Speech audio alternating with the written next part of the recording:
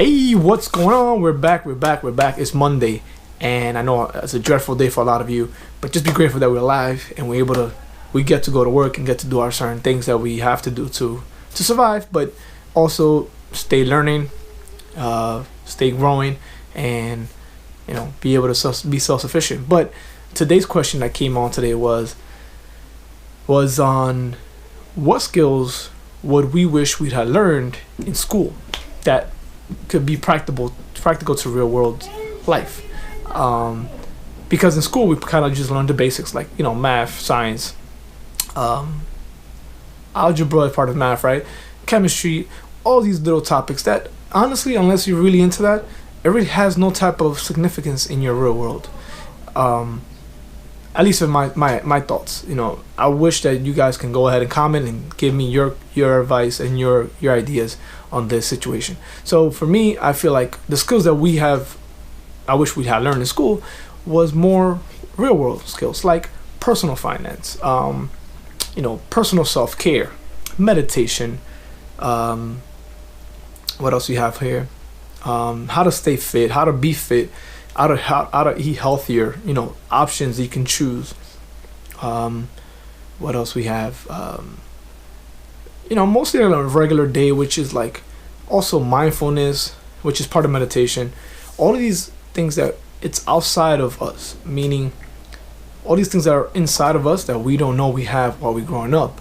And I think a lot of the difference between how in tune you are with yourself gives you different choices in your life and how you make them.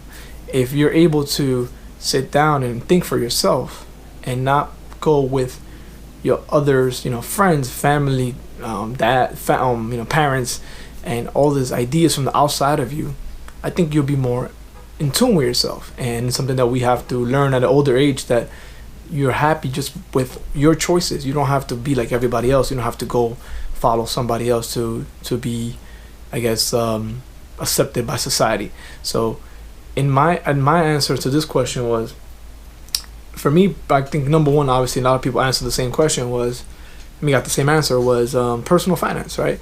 It's something that we don't taught, how to budget, how to run your household, how to budget, how to budget your income, budget your expenses, budget your debt, like how to tackle these things, because it's a big part of your life. It's personal finance, whether we admit it or not, runs our lives. We have to be able to understand how to manage it correctly. If not, it's going to catch up to you. It might not catch up to you in 5, 4 months, 3 months, 6 months, 7 months, maybe 10 months, maybe a year. But eventually it cripples you, and we tie that to our self-worth. And if your finances are not in place, you kind of start veering that off on other people. You start like have anger towards other people, resentment, and you think everybody's at fault except for yourself. If you go into credit card debt, you feel like, oh, I was lied to, and I bought these things and they didn't bring me the results, and that's all leading to yourself, being happy with yourself. So personal finance, how to run your own household, how to do it, and how to make sure that everything's in place. It's a skill. You want to, once you learn it, obviously it's common sense, but it's not so common sense for a lot of people. A lot of people have trouble budgeting their bills at the end of the month, being able to make sure the outgo is not more than what's coming in. So that's a sorry about that. Apparently not everybody's calling me today. Sorry, 1 second. So all right, so that's number one, personal finance. Number two is, I think number two, this should have been taught how to meditate. I know a lot of you guys disagree with me because it makes no sense and it sounds really, really off track. But meditation has been a really life changer for me. I think when you sit down in silence with yourself, being that you have kids and a family, you have to be able to detach from the noise and from the chaos, and just sit down with yourself and make sure the decisions that you're making for your family, for yourself, are the right ones. They're not rushed. They're not pressured. They're not, not who you are. You stay true to yourself. You're in tune with yourself. The answers that you come up with on meditation are the answers that are really true to you. That it's not something you're influenced by outside forces. So most of the decisions you make and the choices are more in tune with who you are.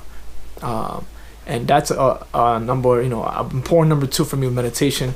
They should teach that to kids in school. They should, I try to teach them my kids, and I show them, 2 to 5 minutes a day, just sit down and quiet. And it's hard because they're not used to that silence, but it's a lot of answers that come up to you when you're in silence, and you have more, I think there'll be less anger, less, hate, because you're just at peace with yourself. There's nothing for you to be, exposed, releasing, because you release all of that in meditation.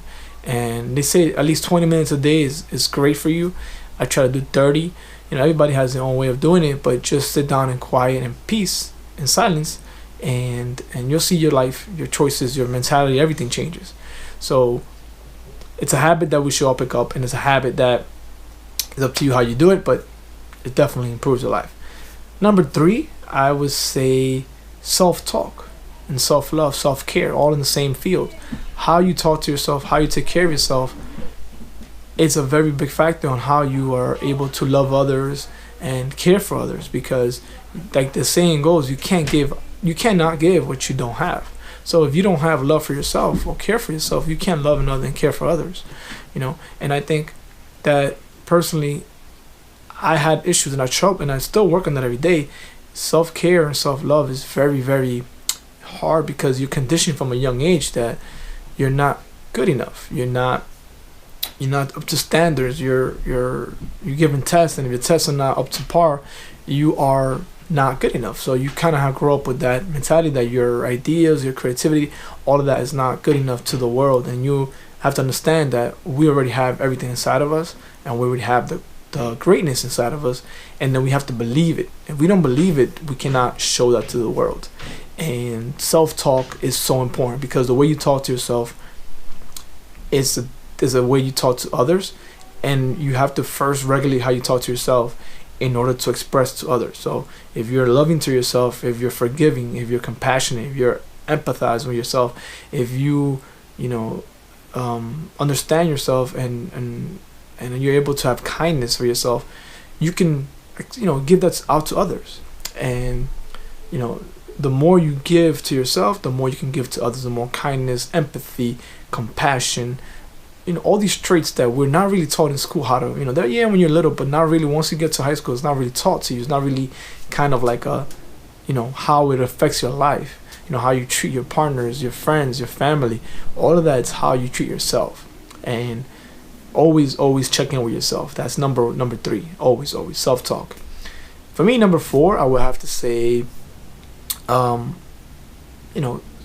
skills, as they call them. Hard skills is like how to run your own website, how to start your own website, how to market, how to, maybe coding is very important for others that don't know how to use it.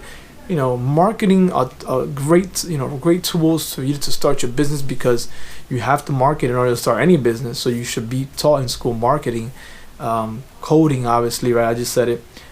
How to run your website, start your own website, how to use the social media platforms, how how to monetize them, how to actually run them, yourself, not have to, it's looked at as a bad thing in society, but I think it depends on the power you give it. And if you can effectively run those websites and run your own website, and how to start it and the steps it takes, any business you have, any idea, it pretty much it runs itself, and then you just go ahead and work on it. But these are all the certain steps you got to do to start your own business. You want to have an online presence, because this is the world we live in now. Everything is online. Everything is internet based. It's a fast world, and we have to keep up with the new world. So I wish that when we were in school, they were teaching us kind of like how to code, how to edit videos. Edit is very important. How to run a set of photography, how to make impactful videos, how to use music in videos, how to merge all of these. These are all things that we're using now. We look for specialists in these areas, and they're very high in demand. But it's something that people don't really focus on. We just want to be giving things to us and go work for somebody else, as I say. But I think if you can hone these skills, you're creating a demand for yourself. and then that's the formula for your own business. And the higher the demand, the more, obviously, the more profitability for yourself. But yeah, we should be taught all this in school. It's something that we should be, even if we don't want to do this, we should have it as a hard skill for you. We can know, okay, if I want to start my own business, this is what I'm going to start doing, and eventually, you know, it grows on its own. But even starting your own YouTube channel should be taught in school. Like, everybody should have a YouTube channel. Everybody should have his own presence, their own platform, because we all have something to give to the world. Whether it's teaching kids, whether it's teaching people how to farm, how to plant, that's repetitive, but how to how to make your own do-yourself crafts, right? How to build a computer, how to start a business. Everybody runs on YouTube. YouTube is something that we should know how to run it, how to edit, how to put up the videos, how long it takes, how, you know, the whole system, the ads. It's something that we should try. It's already out here, so it's a platform that we should be using for your business, for your, you know, how to make your own reputation online.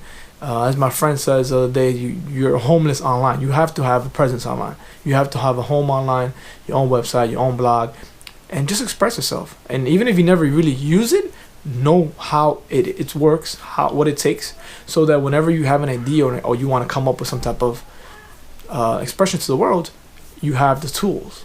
And so for right now, these are the answers I'm coming up with. Please comment down below, what do you believe that we should be learning in school, and what would you wish you would have learned in school. And if you have any comments of my thoughts, of my ideas on what it is that I feel like we should be learning, let me know down below. Please comment and please like. Thank you guys for your time, and you have a nice afternoon. Take care, guys.